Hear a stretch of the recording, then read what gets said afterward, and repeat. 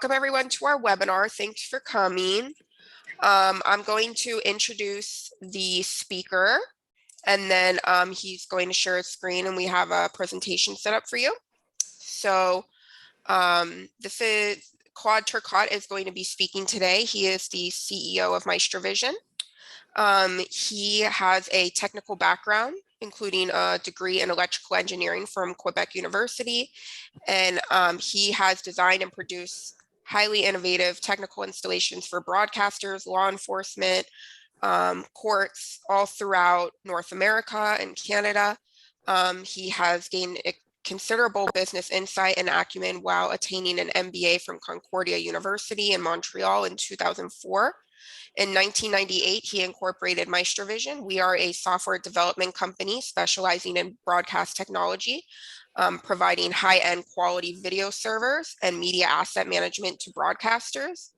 And just about in 2013, we began to offer our technology to law enforcement, justice, education, government. And so Claude today, he wrote a guide all about updating your interview room, upgrading your interview room. He has essentially almost every single law enforcement institution, I believe in Quebec, is using our system, and Claude has done those installations, as well as various police departments throughout the US. So he's going to speak to you, just give you some tips on upgrading your interview room, everything from the placement of the furniture to the technology, what kind of cameras we recommend, everything like that. Anyone who came late, we have a special offer we'll be unveiling at the end of the presentation.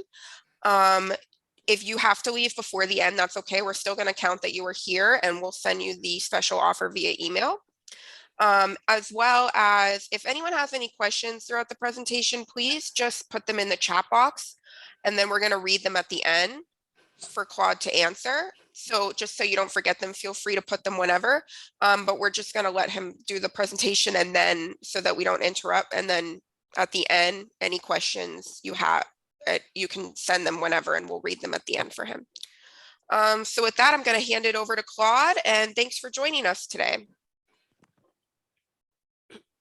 Okay, so thank you everybody for assisting this presentation. Okay, so as Maria mentioned, I personally installed many interview recording solutions in the different part of United States and Canada, and the presentation I bring to you is a lot of information that I learned from my experience and that I also learned from working with law enforcement.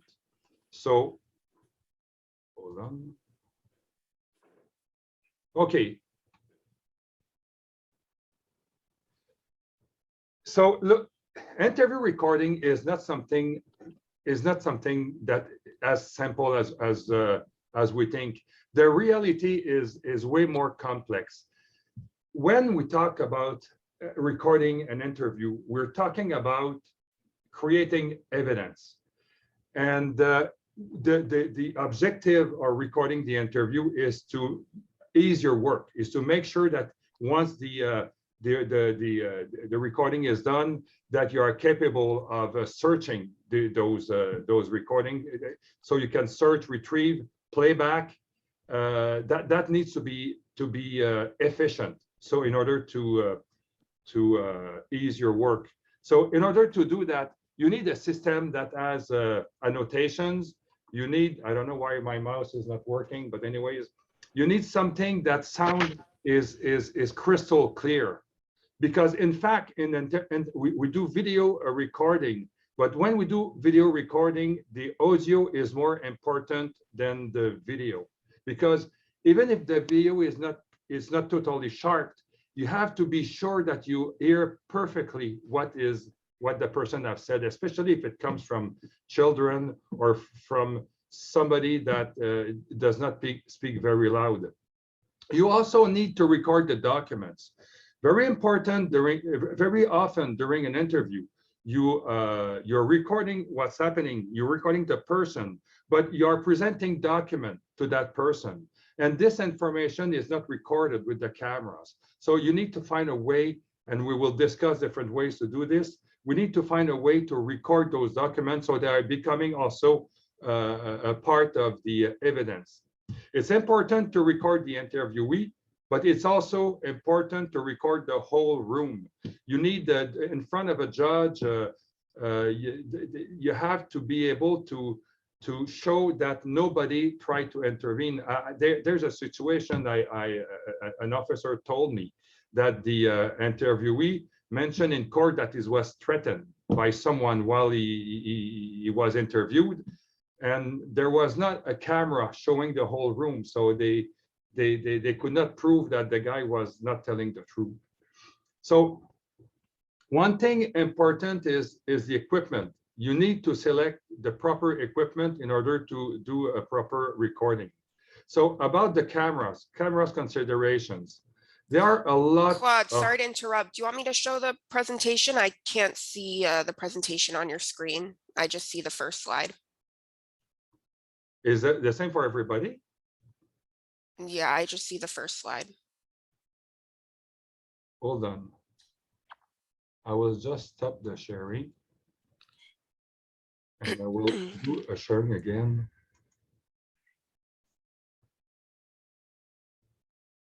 Perfect. Yeah, if you just want to start the, you just have to do the, where is it? I think it's on slideshow or yeah. You see now my mouse is working, so I guess you see this now. Yes, that's better. It just shows next animation. If you could just make it full screen for the current slide, that would be great. It is full screen, no? No. Oh, hold on.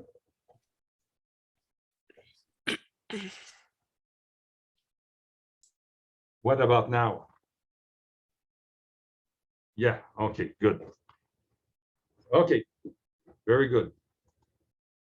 So we went through all of this. So you need to record the whole room.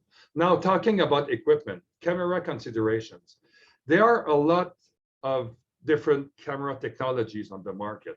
The first one that you probably all know is the analog. Analog does not exist anymore, but many rooms are still equipped with analog, and they will eventually go digital. Then from analog, we also have IP cameras, we have USB cameras, and we have HD-SDI cameras. Most of people don't know about HD-SDI.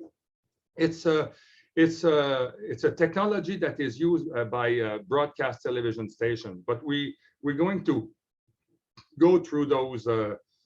I will not cover analog because it does not exist anymore, but I will cover each of the IP, USB, and HDI, so you understand what's the difference between each of those technologies.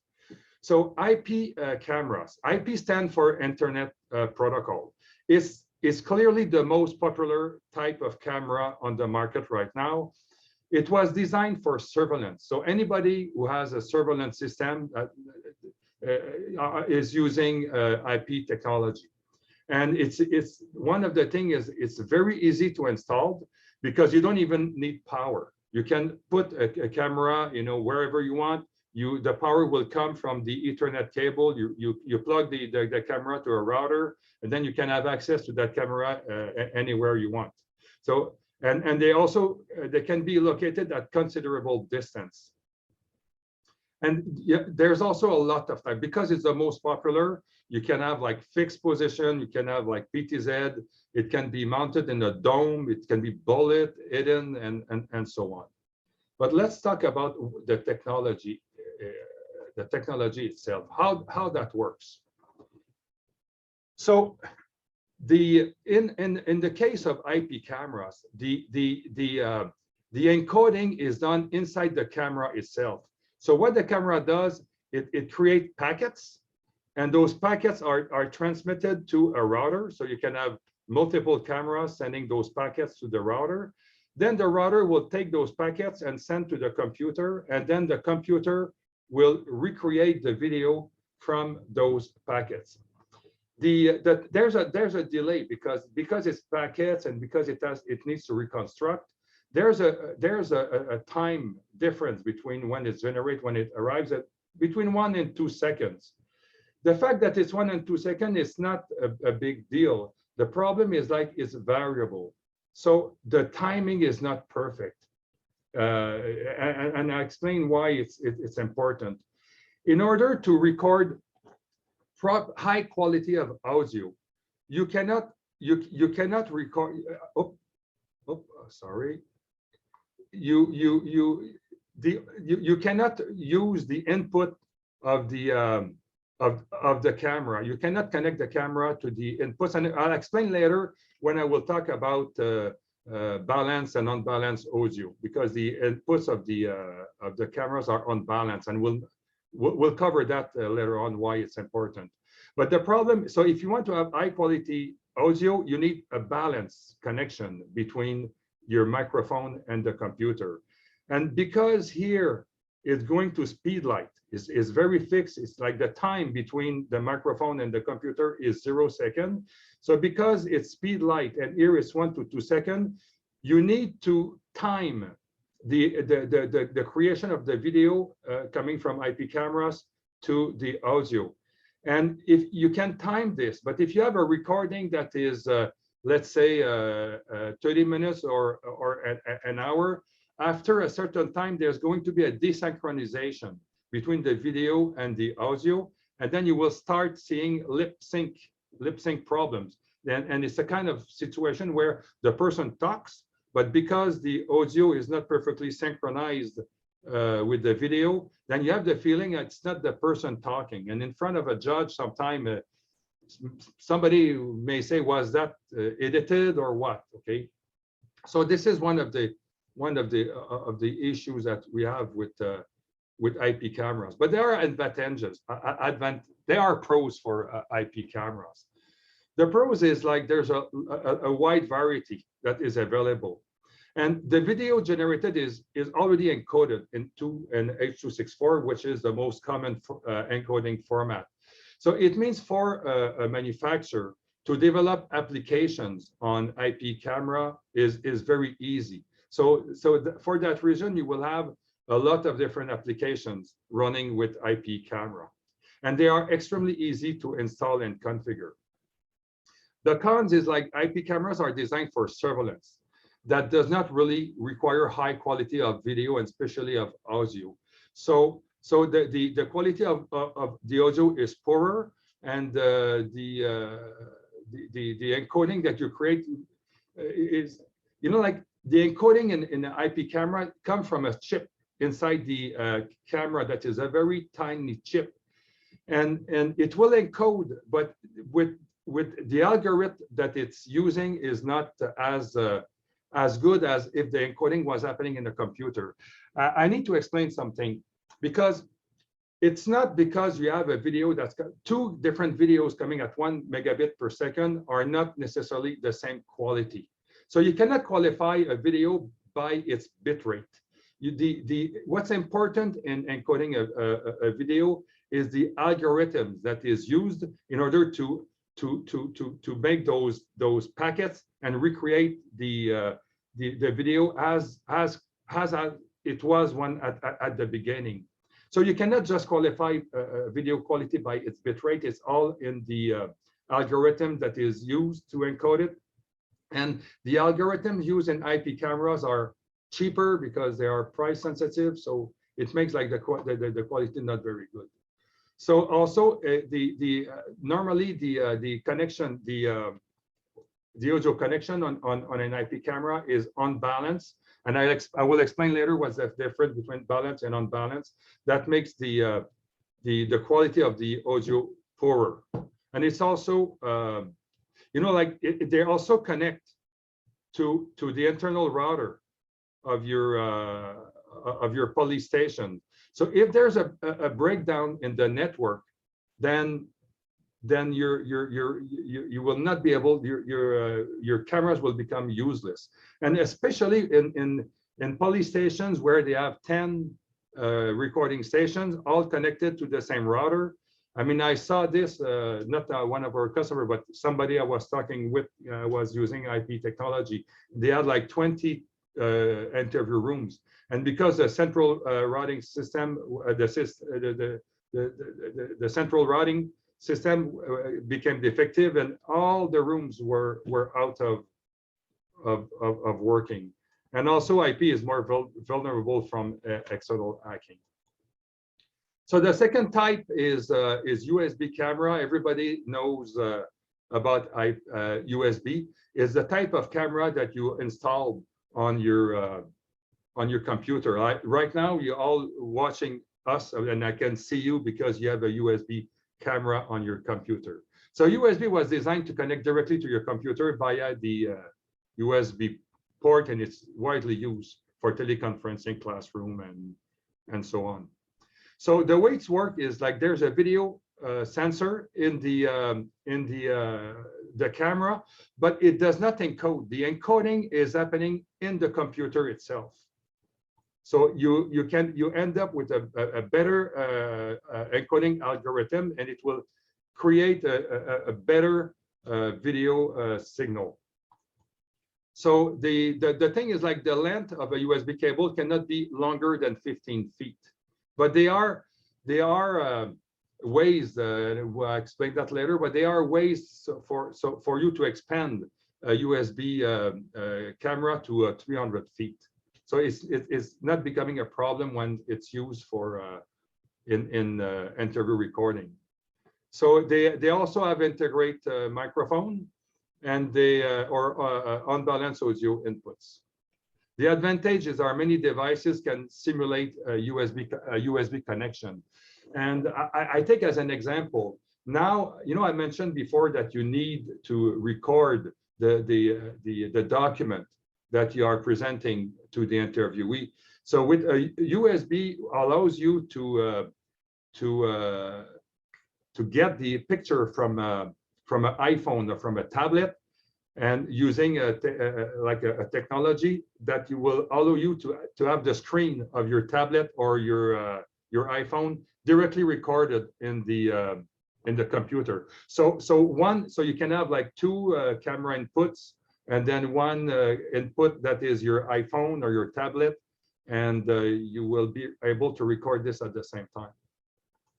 So the pros is like there's widely available. The quality is not as good as HD-SDI as a broadcast quality, but the quality is clearly acceptable.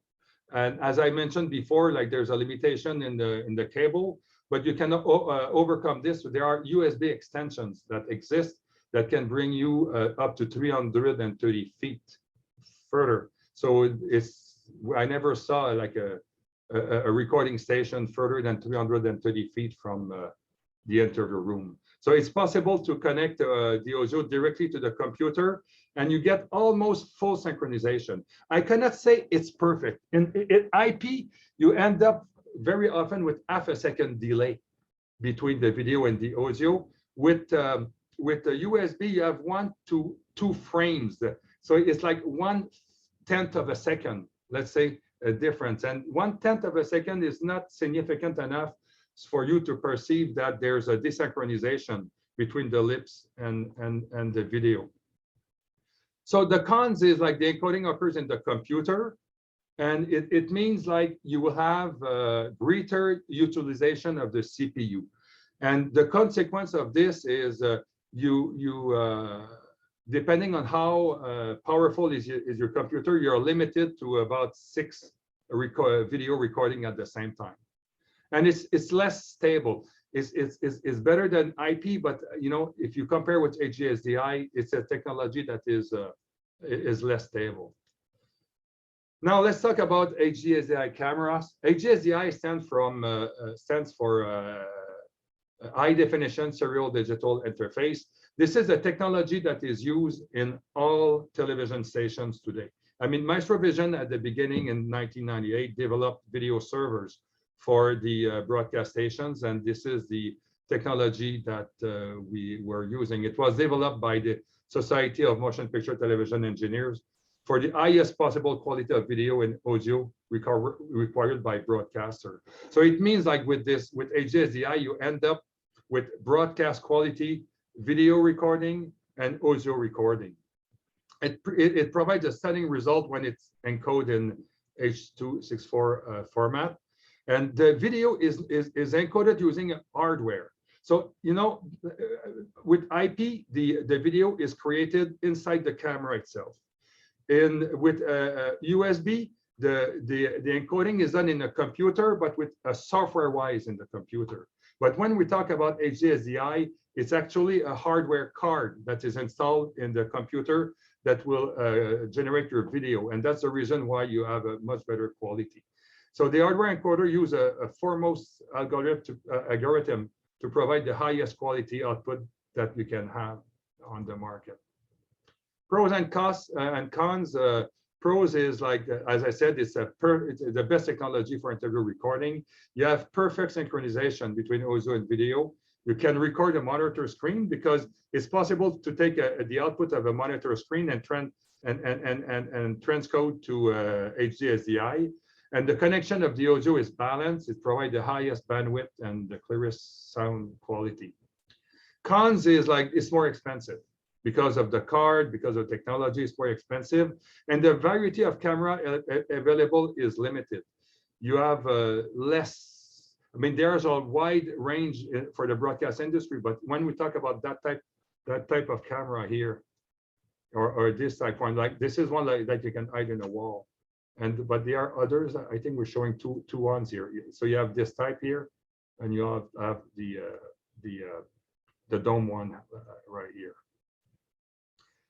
Lens. It's very important to talk about the lens, and I saw often, you know, people they believe that you qualify a lens by the how many X, like 30X lens will be better than the 20X lens and so on. But this is not the way that you need to choose your camera. So so one thing is important is you need as wide capacity as possible. So you need, and I'll mention that a little later, you will need two kinds of cameras in the interview room. One that is wide camera, and the other one that is closer to the subjects. So it's, again, you need one that will wide, but you also need a second camera that will zoom closer to the subject, because you also want to record the body language, the facial expression, and the reactions, and so on. So in an interview room, you absolutely need to have at least two cameras. Okay. So it's the optical zoom capability of the camera that will define how close you can get to an object, and so on. So there's a math here that you can use in order to know, to find out what kind of focal length you need in your interview room. But let's show this right here. It's going to be easier. So the math, in fact, is I took as an example a room that is 10 feet by 10 feet. And I express in meters because the focal length of a camera is expressed in meters. So this is why I'm using meters in my drawing. So the way, so you know, like here I'm showing you like a room where you have a wide angle camera. So it means that camera have to be 90 degrees like this. So in a 3 by 3 rooms, if I want to be wide like this, and if I do a diagonal here, the diagonal is 4.24 meters from this point to this point, and my distance from the camera to the line here is 2.12 meters. So the math is you take I did not have my cursor. So here, what you need to do is you multiply 2.12 by 4.8. That's a constant, and you divide by the distance here. So in order to have a 90 degree lens, the focal length needs to be 2.4 millimeters. So when you choose your camera, and if you have a camera that is 4 millimeters, because smaller is the focal length, wider it is going to be. So if you want to cover 90 degrees, you have to be like 2.4 millimeters focal length or less. You know, here as an example, I put another camera here. I put another camera here. And then here, if I want to capture the table, the whole table here, that is 2 meters. So my distance between my lens and the table here is 3 meters. And then here I have 2 meters. So if I take 4.8 multiplied by 3 meters, divide by 2 meters, I have a focal length of 7.2 millimeters. So it means if I want to capture this like this, here I need a 7.2 millimeter lens. And the same, and here, let's say you want to capture this space here, 1 meter. Again, here you're 3 meter far, 4.8 multiplied by 3 divide by 1. You need a 14.4 millimeter focal length in order to be able to capture this.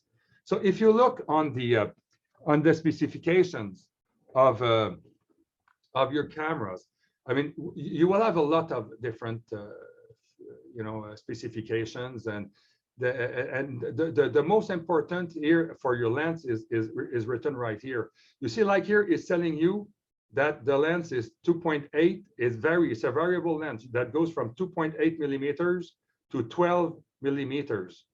It means 12 millimeters, if I come back here, is 2.8. You see, like it's a little higher than the 2.4 I have here. So it means I'm going to be a little less wide than 90 degrees with that lens. And if with the 12 millimeter, I will be able to go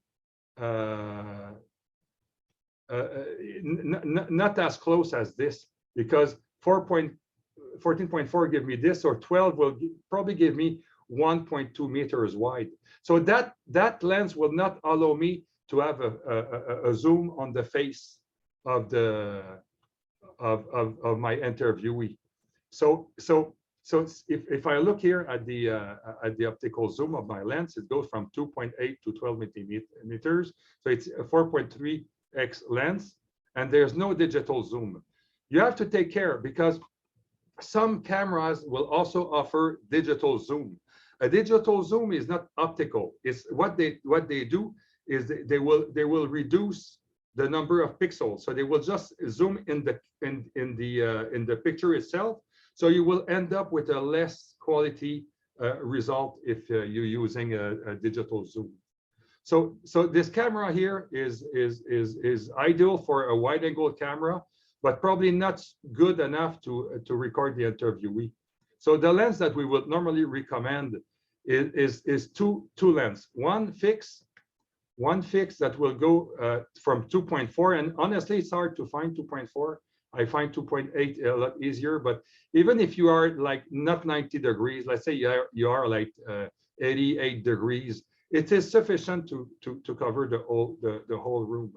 And then you need another camera on the wall, 10x lens that goes from 4 millimeters to 40 millimeters. So if I come back here with my 14 millimeters here, if I multiply that by 3 to have 40 millimeters, it means I will be able here to zoom on about 0.3 meters. That is the face of my interviewee.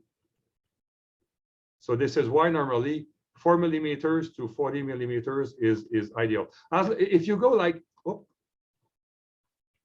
if you have something that go from less than 4 to higher than 40, it's okay. But if you have a lens that is, let's say, 100 millimeters focal length, it's a waste, a totally waste, because the only thing you will be able to, it will zoom to the eye of the person, and there's no point recording the eye of a person. So important when you choose your camera to look into the focal length of your camera. Now, balanced versus unbalanced camera, microphone, cables, audio connections. What's important in audio is to record the full bandwidth of the person. And the way I can explain this is, let's say you are watching something on the radio, and they are interviewing somebody in the studio. So you hear both person perfectly well. And then if they interview somebody on the telephone, you know the guy is on the telephone. you're perfectly clear that the guy is on telephone. And why is that? What makes you that you know it's from the telephone is because the bandwidth of a telephone is a lot less than inside the studio. So it's important when you are recording the voice that the microphone is perfect, that you have the full bandwidth, and the full bandwidth. You know, if you have a narrower bandwidth, you will have more problems making the distinctions between a F and a S. You see, sometimes you get, did he say S or did he say F? And if you have a problem with this, it's because there's you don't have the full bandwidth of your microphone. And it's imperative that the audio wiring and all the connections are in balance from the microphone to the computer. Now I explain it a little, what's the difference between the two. On a balance, on a balanced cable, you have one cable that goes from the source to the end. A cable acts as an antenna. So it will capture all the noise coming from electricity, from neon, from all of this. So you will end up with noise like this on your signal, and it will sound like something like this. And the only way you will be able to remove that noise is by reducing the bandwidth. Sometimes they have like a noise canceling system or something like this. But at the end, what it does, it reduces the bandwidth of the signal, and it makes the recording poorer. In a case of a balanced signal, the way it's working is you have two cables going from the source to the end. And on those two cables, what they do, they are sending the signal like positive like this on one cable and negative like this on the other cable. So all those, the two signals are out of phase, 180 degrees, one with each other. So what it does here, you end up with A that goes like this, and B and A minus that goes like this. Now what they do, they twist the two cables together. They're twisted, and they do that to make sure like the noise induced in one cable will be the same noise induced in the other cable. So here you see like you have my audio signal, and here you have my noise. So what I want to do at the end, I want to get rid of that noise. So what the system will do, it will take the signal from A minus, A plus and A minus. They will subtract that. So this minus this equal like this plus this. Okay, you know, like 3 minus 1 equal a 3 plus 1. So what it's going to do, it will just make the amplitude of my audio signal twice as what it was at each of the cable.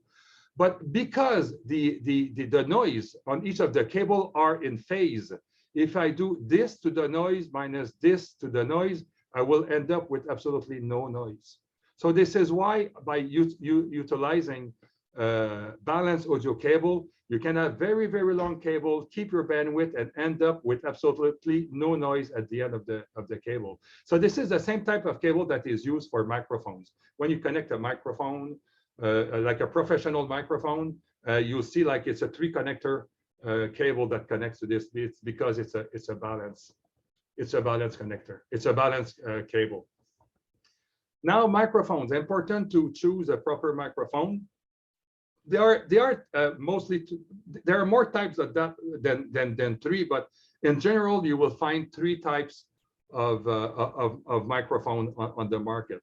They are cardioid microphone, unidirectional microphone, and omnidirectional microphone.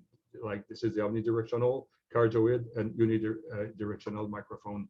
In an interview room, especially if the interview room is like 10 feet by 10 feet, you do not need, if you have a very high quality microphone, that is a professional radio broadcast microphone, you do not need more than 1 microphone. But you need a microphone that will be omnidirectional to capture the whole room, and it will be the sound will be perfect. So microphone best route is omnidirectional. Yeah, and make sure that the mic is equipped with a 3-pin XLR connector. and that requires phantom power supply to be sure that you will have the highest quality of the source of your audio. So higher the source at the beginning, better the result you will have at the end. But there are other issues with audio. Most interview rooms are equipped with ventilation system. Now the ventilation system, when you go inside the room itself, you don't hear it. You don't realize there's a ventilation system. It's because our brain is capable of discriminating the sound that we don't want to hear. I will give you as an example. If you go to a party or you go somewhere where it's noisy and you record and you talk with someone, you can hear that person perfectly. You can hear everything that it says, and the sound around you will not bother you. But if you take a microphone and you're recording this, you will suddenly realize that I don't know if I have text here. You will suddenly realize that the sound is bothering. It's because the microphone is not capable of discriminating the audio coming from ventilations and so on. So what you need to do in order to get rid of that noise is to use an audio equalizer, a multi-band audio equalizer like this. So this is like, it will allow you to reduce and increase frequencies, each of all those band frequencies. And the idea is to what you do is you go in your control room, you boost the audio at its maximum, you put headphones on your head, and then because most of the noise coming from the ventilation system come from the lower frequencies. So then what you do is you start lowering the frequencies here, the ease of those adjustment here, and then until you reduce the noise coming from the ventilation. You will not be able to remove all of it, but you will at least be able to remove like 50% of it, and you will end up at the end of the recording with a much better result in audio recording. As I said, the audio is even more important than the video. And there's another consideration about audio in the courtroom, but I will talk about this later, because there's also the echo in the room. So very often, because the room is very small, there's going to be echo in the room. And again, if you are in the room and you're talking, it's not bothering you. But once it's recorded, you will find the echo is become a lot louder than you were thinking. But there's a way to remove the echo, but I will talk about this a little later. Now, computer recommendation. Normally at MaestroVision, we always provide industrial computers in our solution, and you see, I will not name the customer, but there's a customer in United States. They had a lower budget, and they decided to go with Dell computers instead of going with an industrial computer like this one. The one we are mostly using is a Super Micro. The thing is, like, you will find in Dell computers the same specifications that there is in the industrial computer. So both of them have the same specs. They are capable of providing the same performance, the same amount of audio, video recording, and so on. But the difference is in the number of average fault per year. So if you go with a consumer, like the customer I'm talking about, they have 5 Dell computer, and they have a fault about on each of them about once a year. And Dell is offering an incredible support. I'm telling you, they are there within 48 hours. It's all included. You buy the extended warranty. They go there, they replace, they fix the equipment and everything. If you have 5 interview rooms, maybe it's okay, because if one of become defective, then you can always use the other one. But especially if you have only 1 interview room, you cannot wait 48 hours for the interview. And the other thing is, like, there's nothing worse than having than making an interview, and you're interviewing someone that was sexually aggressive, and then you cannot do the interview because the computer is down. So yes, industrial computers are more expensive. Again, it is your choice. If you are tolerant to fault computers, and then you can go with Dell. But if you want something that is solid, that will last a long time, you go with industrial. I'm telling you, we have hundreds of interview recording installed, hundreds. And it's very, very rare that we have a fault with an industrial computer. So whatever company you decide to go with your interview room, you should suggest that they or require that the computer there is industrial. One thing important, like I mentioned before, is a touchscreen monitor. And the touchscreen monitor you have to be able to record. In fact, I'm showing this because this is what we see here. You have two cameras here, and you have a touchscreen monitor showing here. And so the touchscreen monitor can be used to present like document or picture. You can present a video. You can show the interviewee a video and tell him, were you there, or is that true what you see there? They can show the position on Google Maps, and because it's touchscreen with the finger, the person can just draw, on Google Maps where he was located. You can draw something. You can identify a type of car, or have the person choose a different individual, and asking the victim like where they've been touched.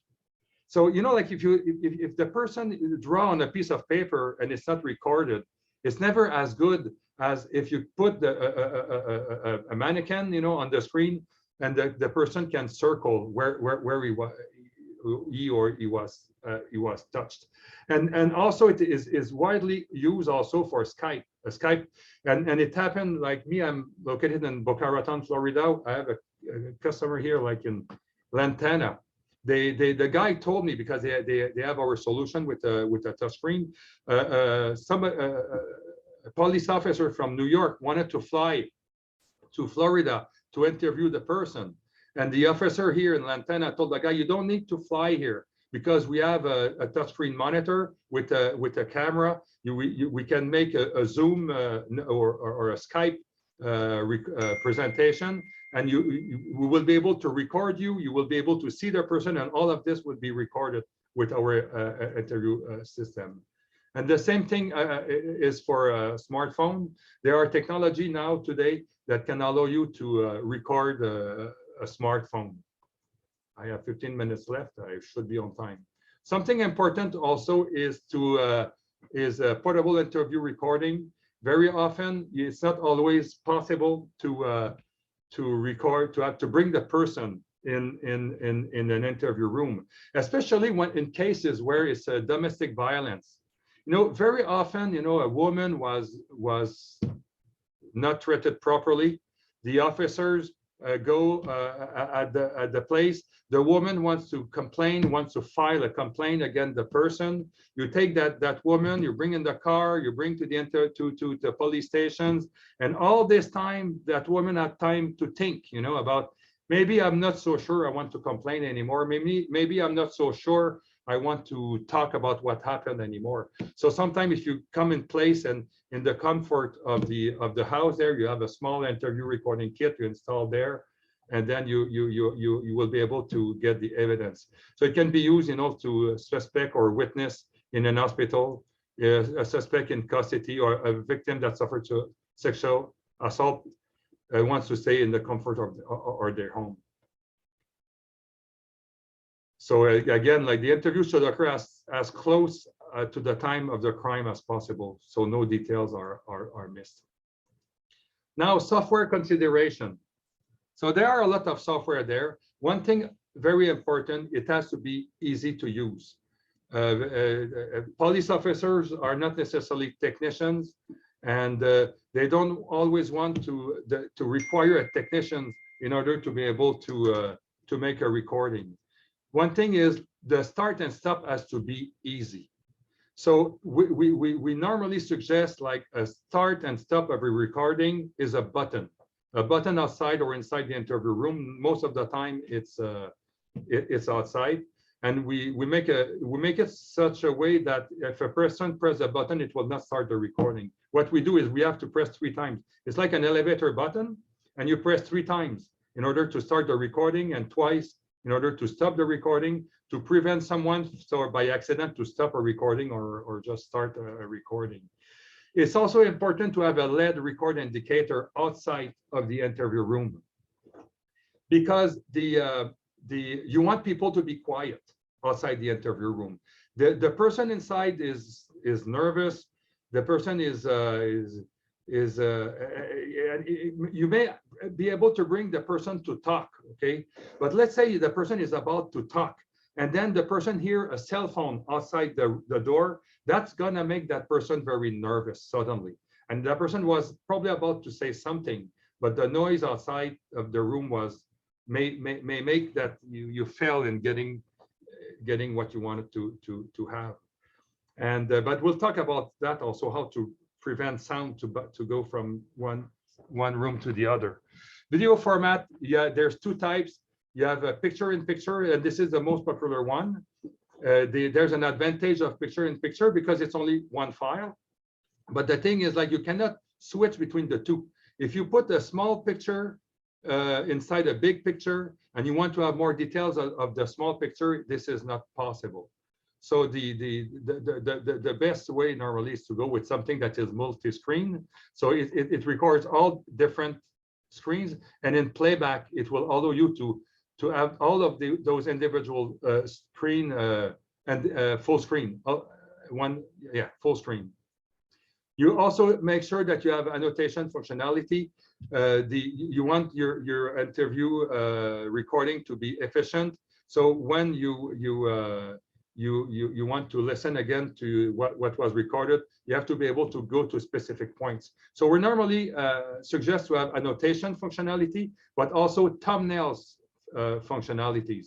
So the system should record a thumbnail, let's say every minute or every 30 seconds, or so, because when, let's say you go, you want to watch that recording again, you want to be able, let's say you want to go when the interview started, but the recording started like 5 minutes before because whatever, the person was alone in the room, and then you want to start to so you started the recording there, but you want to start listening when you enter the room. So by having thumbnails, you can identify easily where you enter the room. You just click on the thumbnail and the recording will go to that position. You also need what we call confidence monitoring. Confidence monitoring is what the system does. It will record everything, the video and the audio, on the hard drive. And then once it's on the hard drive, it will allow you to read the hard drive. It's like when you want to know if a recording was properly done, what you have to do is listen to it, not to listen when you was recording, but listen after it was recording. So confidence monitoring, what it will do is writing to drive, and then you read from drive. So if you are capable of reading from drive while it is recording, is because you are sure that you have the recording has been done properly. You have to look at the playback application, as I said, make sure that it's fluid, it's easy to use. And one thing also, like retrieving and distribution of the interviews, very important, because the interviews are, the lawyer may ask you for the interview, or another police department may ask you for the interview. So it has to be easy to retrieve and distribute easily the interviews that you're making. One thing also is a video library. This is like an important feature, because like today, the way it's done is not today, but most of the older system, it records to a DVD, and then you end up with DVDs on the shelf. And if someone is asking you for a recording, you just look on the piece of paper where it is on the shelf, you find the DVD, and it's kind of, like not easy and a waste of time. So with a video library, the system will allow you to centralize all of the recordings to one location. It has like two real benefits. The first, as I said, is so everybody can access. So when I say everybody, it's everybody with the proper permission can have access. You can also say, to a lawyer, give to a lawyer the permission to access the library to watch only one of the interview. So there are a lot of different things you can do with a video library. But one thing also is like the fact that is it's making a backup of your recording. The customer I mentioned before that had a fail with his Dell computer came to us one day, called us. They were very upset because the hard drive crashed. So they lost all of their recordings, everything on the hard drive. It was like 1 year of recording they had on the hard drive. So we went there in place and say, how can we get that back? Say, I don't understand why you have a problem, because you have a video library. They did not know. They purchased a video library, but they did not know. They had the officers there did not know. So we just went to their system. We went to the video library, and all the recordings were backed up on the video library. And there are also a lot of our customers that don't only use the video library as a backup, they use a backup of the backup. So they have the interview recorded at 3 different locations. And there's a ways to automate that process to make sure that you will never lose an interview. I will try to.